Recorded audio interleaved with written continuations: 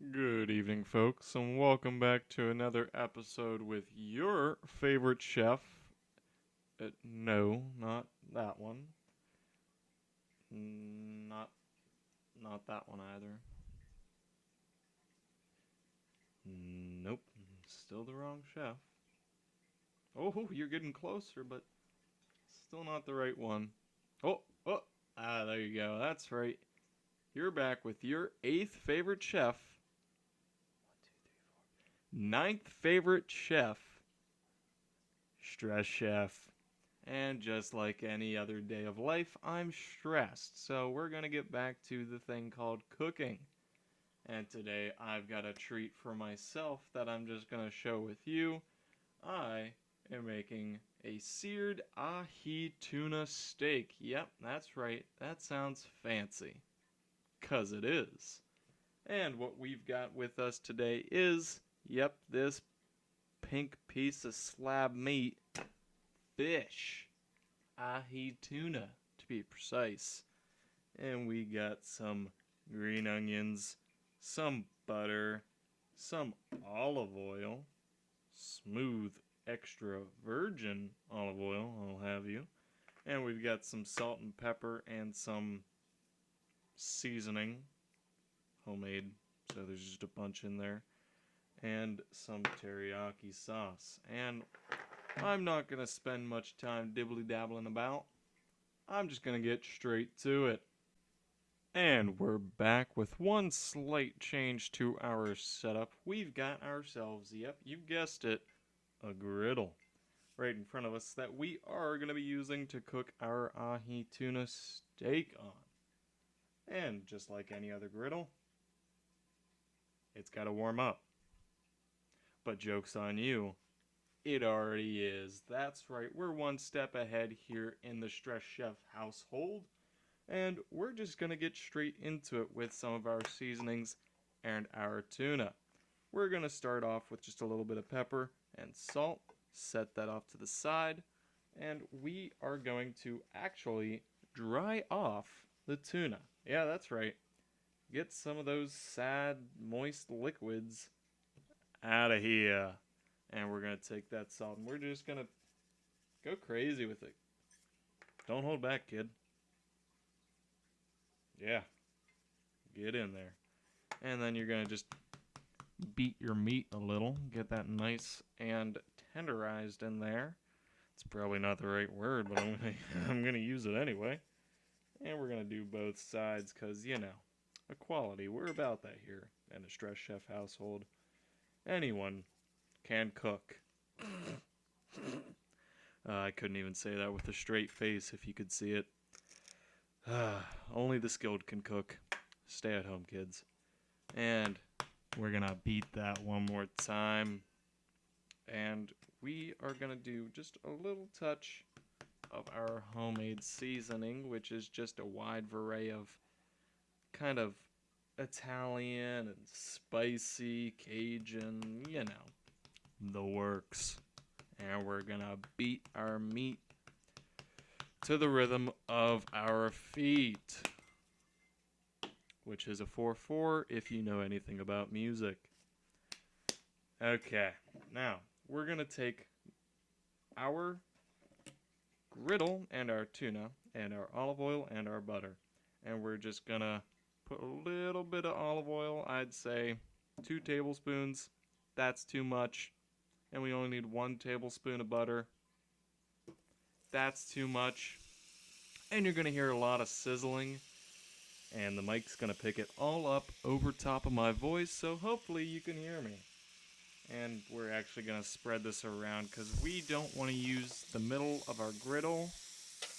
The part that actually cooks are the sides. But we're going to just spread that around with our ginormous outdoor spatula.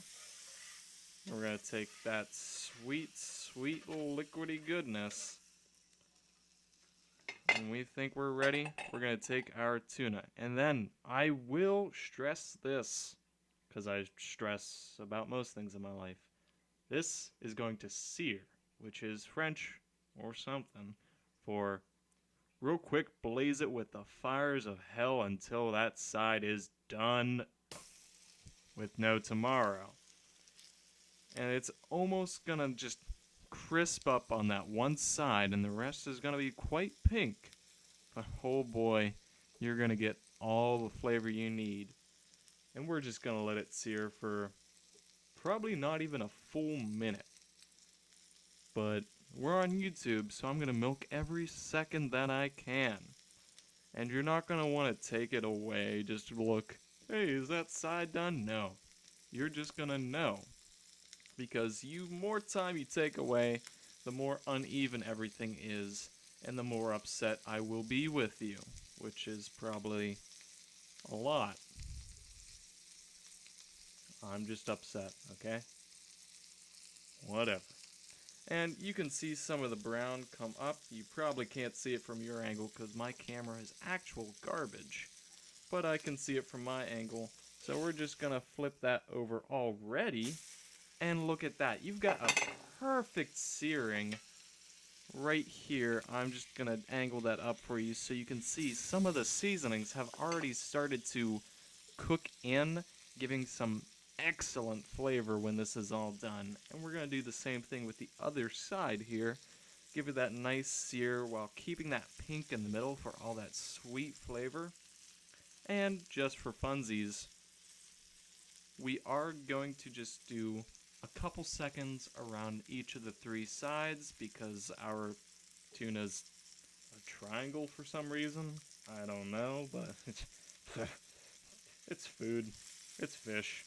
I don't question it. But we're gonna give it the one around on the three sides just so it looks more appealing at first. Even though you ask me, that pink is quite appealing. But there we go. Just a quick look. That is another great seared side. And then we're going to work on the sides. Now this part you got to be very careful with because you can't really stand it up on its own.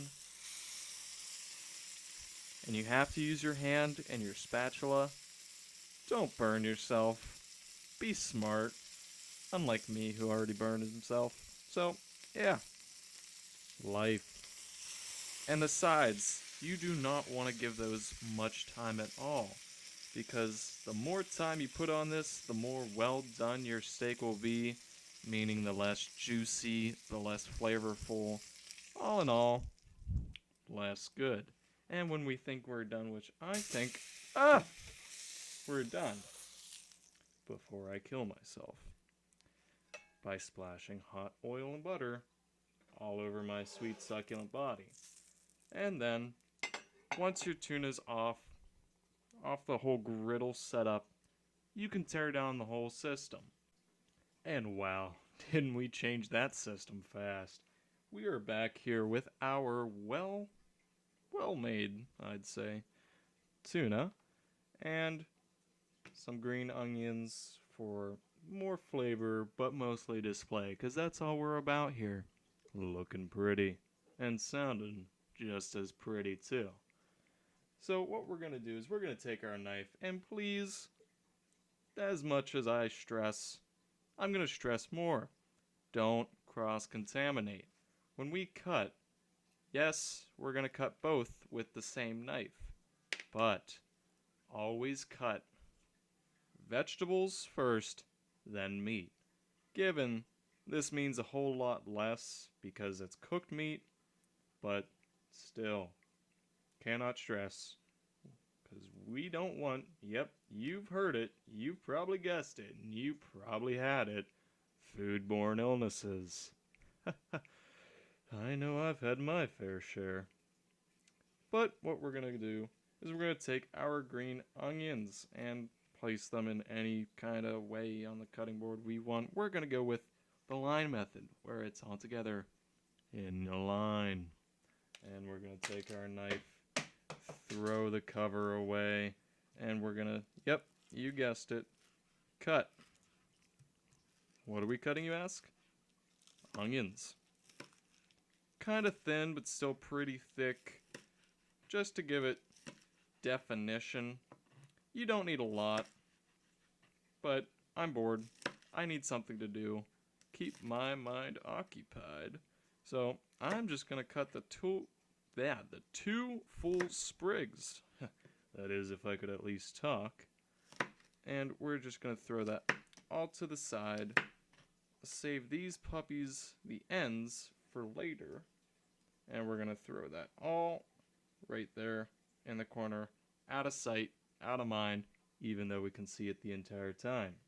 And because we're parched, we're going to take a drink that's been sitting there the entire time that I never addressed. Kudos if you noticed it. And we're going to take our tuna. We're going to chop it up into little slices to align on a plate for presentation. And be very, very careful. The tuna does like to fall apart. But this right here, ladies and gentlemen, is what we were trying to go for the entire time. That perfect pink center with so much flavor, with a seared outside. It's almost like eating sushi with a nice sear. So it's, in my opinion, as Miley Cyrus would call it, the best of both worlds. Please don't copy strike me. And then we're just gonna do, a couple stripes of this perfectly made tuna.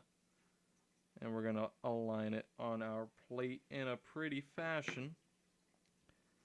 And of course, you're probably not gonna have the perfect plate, or you might not even have the perfect sear, but hey, that's all we're about, right? Learning, moving on, one sear to the next, one plate to another.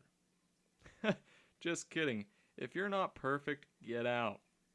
You're done. Give up. Don't cook. Go to your closest fast food place and grab a burger. Something easy. Because that's what you are. Easy. Oh snap, crackle, pop, twist, burn, sit down, son. And, we don't have enough tuna from that one little bit to make a full plate's worth, but that's not gonna stop us, because we are gonna carry on. My wayward son, don't copy strike me once again. And we're gonna take our onions, mostly cover up all the blank space. Please don't copyright me. And we are gonna put some on the tuna because, flavor. Sure. That's why. And there you go. It's all plated nice, pretty. Eat anything left on the cutting board to get that sweet flavor and taste that you're about ready to dig into. You can also take some sesame seeds to give it more presentable value. Even put some in your sauce. And with the teriyaki sauce, you can either keep to dip said tuna in and eat like an absolute champion. Man, that is good. Or what you can also do for more presentable value, slowly drizzle back and forth in a line motion across your tuna, as if it were a barbecue. For a normal steak, we have teriyaki sauce for our ahi steak. And there you go, folks. One beautiful glance at my sweet, sweet tuna. And one more beautiful glance at my sweet, sweet aproned body. And there you go, folks. Just another great episode of, your ninth favorite, Stress Chef. Have a wonderful night, folks, and eat fresh.